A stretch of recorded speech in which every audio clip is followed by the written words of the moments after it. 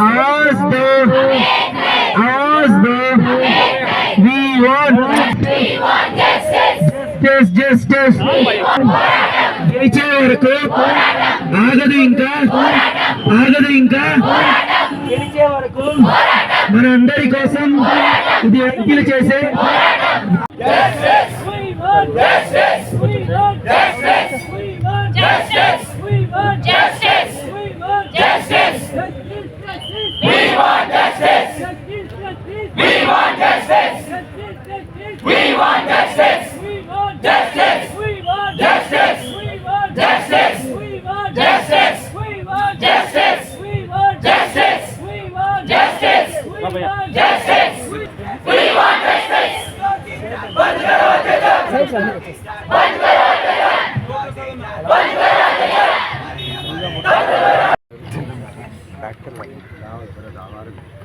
ఈరోజు ఇలాంటి సంఘటనలు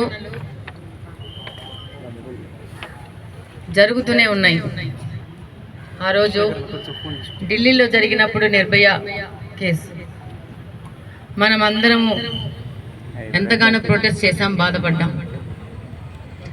మళ్ళా జరుగుతూనే పోతా ఉన్నాయి. చాలా emotional moment.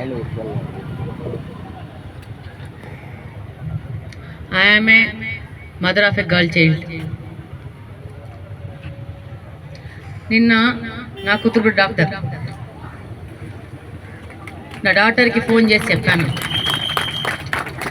Society is not safe, నీకు తెలియకుండా అటు ఇటు వెళ్ళిపోతూ ఉంటావు, టేక్ కేర్. ఎవరు లేని చోట, ఎవరు తిరగని చోట, అన్సేఫ్ టైంలో తిరగద్దు అని నా డాక్టర్కి చెప్పాను నిన్న. ఇది యాజ్ ఏ ఎమ్మెల్యేగా ఉండి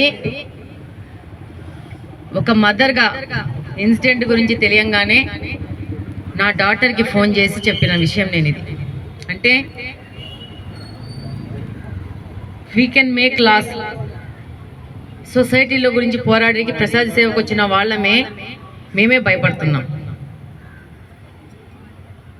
మార్పు రావాలా, ఎక్కడి నుంచి రావాలనేది ప్రతి ఒక్కరం డిస్కస్ చేసుకోవాలా. అది యువత ముఖ్యంగా మీ నుంచి రావాలా. ఒక ఇన్సిడెంట్ అయిపోగానే దాని మీద మనం ప్రొటెస్ట్ చేస్తున్నాము, నేరం చేసిన వ్యక్తి మీద అన్ని పనిష్ చేయాలని అంటున్నాం. కానీ ఐ స్ట్రాంగ్లీ బిలీవ్ చట్టాలు న్యాయం జరగాలి. తర్వాతది కేంద్ర రక్షణ చట్టం ఏదైతే 2022లో లోక్సభలో అమెండ్మెంట్లోకి వచ్చిందో అది ఇనాక్టెడ్ కాలేదు, అది వెంటనే ఇనాక్ట్ చేయాలి. అంటే దాంట్లోకి లాయర్లు, పోలీసులు, బ్యాంక్ వాళ్ళు వస్తారు, కానీ డాక్టర్లు రారు. ఈ డాక్టర్లు కూడా రావాలని చెప్పి మేము అప్పుడే ఇచ్చాము. అప్పుడు ఇచ్చారు కానీ దాని ఇనాక్ట్మెంట్లోకి తేలేదు. సో ఈ రెండు సెంటర్ సంబంధించినవి. మూడవది వైద్య సంస్థలో భద్రతా చర్యలు. అంటే మాకు ఇక్కడ కూడా నేషనల్ మీడియా అనేది రిమ్స్ కడపని వల్నరబుల్ ఏరియాగా చూపించింది. అది మేబీ బయట ఉండడం వలన దాని వలన కాదు, మేమైతే ఎవరికి చెప్పలేదు. కాబట్టి మాకున్న ప్రాబ్లమ్స్ మేము లిస్ట్ అవుట్ చేసి మీకు మేము రిప్రజెంట్ చేయాలనుకుంటున్నాం మేడం. ఇదే ఆ లెటర్.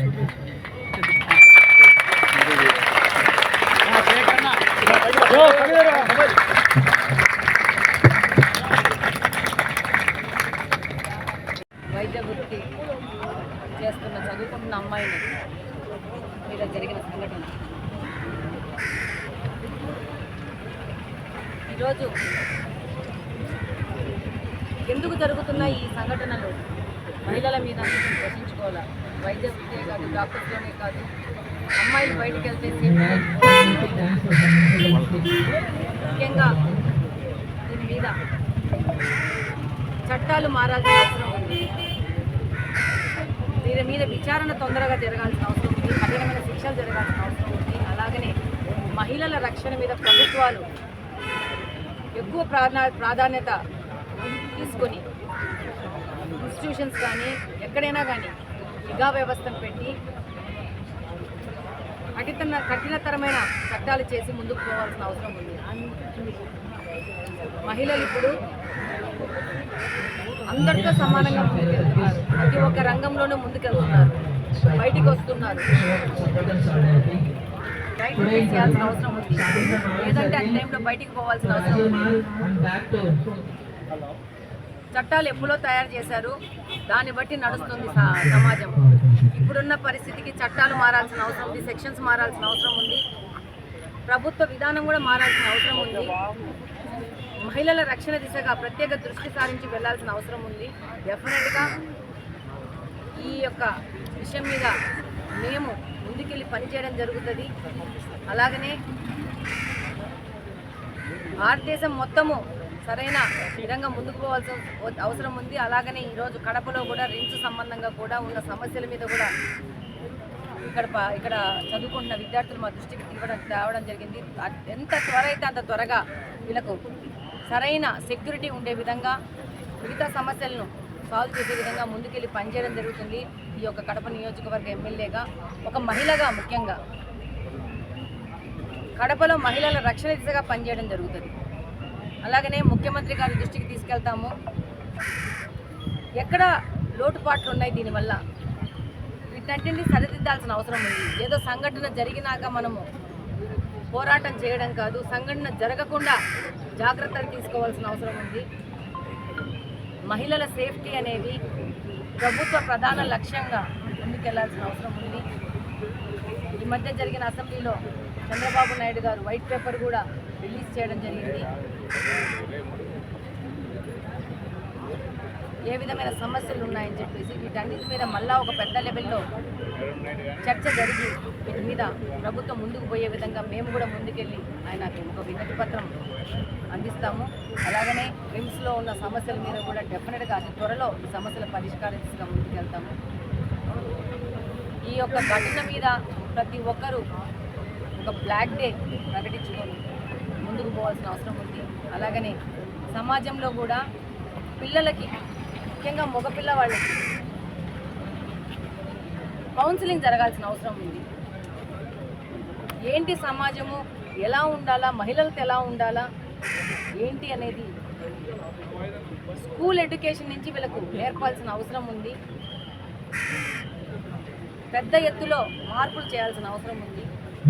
ఈ సందర్భంగా తెలియజేస్తున్నాను. కిందకి ఇచ్చిన వాళ్ళ రిప్రజెంటేషన్లో అది ఉంది. డాక్టర్స్ లేదు, ప్రతి ఒక్కరూ ఉన్నారని చెప్పి దీని మీద డెఫినెట్గా చంద్రబాబు నాయుడు గారి దృష్టికి తీసుకెళ్ళేసి, మా యొక్క కూటమిలో మంత్రుల దృష్టికి తీసుకెళ్ళేసి, కేంద్ర ప్రభుత్వంలో మంత్రుల దృష్టికి తీసుకెళ్ళి దీని మీద చర్చ పెట్టే విధంగా మేము ముందుకెళ్ళి పనిచేయడం జరుగుతుందని ఈ సందర్భంగా తెలియజేస్తాం.